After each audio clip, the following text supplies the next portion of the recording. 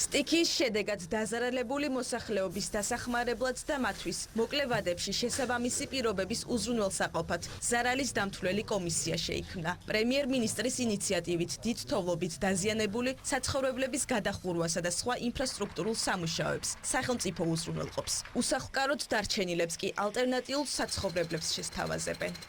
მცირე ინფრასტრუქტურულ სამუშაოების შემთხვევაში დაუყოვნებლივ დაიწყება სამუშაოები, ეს გულისხმობს სახურავების გადახურვას და იმ მცირე ინფრასტრუქტურულ ზიანს, რომელიც მიადგათ ამ ოჯახებს. ხოლო იმ შემთხვევაში, როდესაც უშუალოდ მდგრადობას ექნება საფრთხე, კონკრეტული შენობა ნაგებობის სახლის, ან უსაფრთხოებასთან დაკავშირებით გვაქვს დასკვნა ან ერთ შეხედვითაც ჩანს, რომ უსაფრთხო არ არის ცხოვრება, ამ შემთხვევაში ესეთი ოჯახები გავიყვანთ, მუნიციპალიტეტი გაიყვანს ქირით. არავინ არ დარჩება რასაკვირველია ჭერის გარეშე და ამ შემთხვევაში დაითვლება ზარალი და მიიღება შესაბამისი გადაწყვეტილება. მძიმე ტექნიკა ინტენსიურ რეჟიმში აგრძელებს მუშაობას გურიაში, რომელიც სტიქიამ ყველაზე მეტად დააზარალა. დიდ თოვლობისგან მიყენებულ ზარალს აქაც სპეციალური კომისია დაითვლის, თუმცა მანამდე მთავარ გამოწვევად ყველა აბონენტისთვის ბუნებრივი აირის მიწოდება რჩება. რეგიონში ისევ საგანგებო რეჟიმში მუშაობს საკოორდინაციო შტაბი. პირველივე დღეს ამოვიდნენ ტრაქტორით, ყველაფერი აეზოს ხედავთ და დამეხმარენ ძალიან.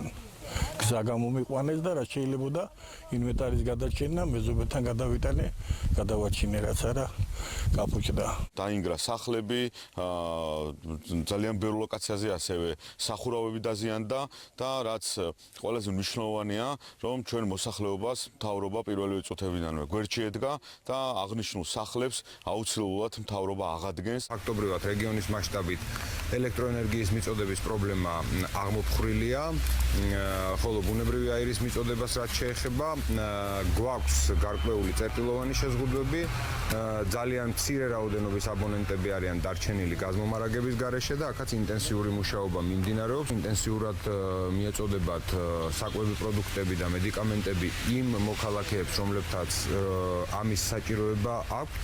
ხარაგაულის მუნიციპალიტეტი ერთ-ერთია იმ სტიქიის ზონებს შორის, სადაც დიდ თოვლობამ 70-მდე ოჯახს საცხოვრებელი სახლი დაუზიანა. ჩამონგრეული სახურავების სარეაბილიტაციო სამუშაოებს სწორედ სახელმწიფო ანაზღაურებს. თითოეულობის გამო სახურავს დააწვაცა დიდი რაოდენობით თოვლი, ჩამოვარდა მთავარი დამცავი ზღუდე, ამის გარდა დაზიანებებია მთელ სახლში. კედლებია დავზარული, მთლიანი სახურავია ჩამოსული და გაშლილი. კედლებს აქვს საკმაოდ დიდი ბზარები, რომლებიც მე მგონი არ არის უსაფრთხო და საჭიროებს შეკეთებას. მუნიციპალიტეტი მარტო თავის შესაძლებლობის ფარგლებში ვერ მოახერხებდა ამ რაოდენობის სახლების აღდგენა რეაბილიტაციას. ეხლა უკვე ჩვენ იმედიანად ვართ ჩვენს მოქალაქეებთან ერთად და ამისათვის ცხადია ჩვენი მოქალაქეები ელოდებიან უკვე სარეაბილიტაციო სამუშაოების დაწყებას, რაც პრაქტიკულად არ დაიგვიანებს. სადაც აუცილებელია ჩვენ უპირველეს ყოვლისა თოვლის ფარგლებშივე სანამ თოვლი დადნება მანამდე დავიწყებთ, ხოლო სადაც ითმენს შესაძლებელია იქ ცოტა მოგვიანებით უფრო სრულფასოვანი რეაბილიტაციები განვახორციელოთ.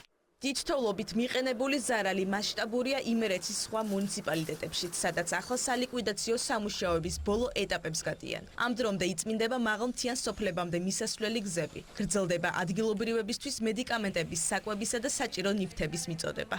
ამ დროისათვის 6 სოფელი არის ჩაგეტილი, ამ მიმართულებითაც მიმდინარეობს წვენით სამუშაოები. გარდა ამისა, საქართველოს პრემიერ-მინისტრის გადაწყვეტილებით შექმნილია სპეციალური კომისია, რომელიც მოახდენს დიდ თოვლობის გამო მოსახლეობაზე მიყენებული ზარალის შესწავლას, დათვლას და გატარდება შესაბამისი ღონისძიებები. 2 დღის განმავლობაში ინტენსიურად მიმდინარეობს იმერეთის რეგიონში მოსახლეობისათვის პროდუქტებისა და საჭირო ნივთების მიწოდება. სტაბილური ვითარებაა მაღალმთიან აჭარაში. იწმინდება ადმინისტრაციულ ცენტრებთან მისასვლელი გზები. 80-მდე სპეციალური ტექნიკა მუშაობს შიდა საუბნო ქუჩებისა და სოფლებამდე მისასვლელი გზების გასახსნელად. ქობულეთის და ხელვაჩაურის მუნიციპალიტეტში უკანასკნელი 3 დღეა უკვე შიდა საავტომობილო გზების წმენდა მიმდინარეობს და ადმინისტრაციული ცენტრები აბსოლუტურად ყველა აღდგენილია საავტომობილო მოძრაობა, რაც შეეხება მაღალმთიან აჭარას, ქედის შუახევის და ხულოს მუნიციპალიტეტში ადმინისტრაციული ერთეულებამდე მისასვლელი გზები აბსოლუტურად ყველგან აღდგენილია საავტომობილო მოძრაობა. გადართული ვართ მთლიანად შიდა სასოფლო გზების წმენდის სამუშაოებზე. მინდა აღვნიშნო, რომ ათეულობით მიმართულებაზე უკვე შიდა სასოფლო გზების მიმართულებით მაღალმთიან აჭარაში საავტომობილო მოძრაობა აღდგენილია და პარალელურად მუშაობთ დაახლოებით 70 მიმართულებაზე. სტიქიის ზონების უმეტეს სკოლებში ხვალიდან სასწავლო პროცესი აღდგება. ამ დრომდე საფრთხის შემცველია 50-მდე სკოლა. 10-ზე მეტი სასწავლო დაწესებულების მოსწავლეები კი გარკვეული პერიოდით სწავლას დისტანციურად გააგრძელებენ.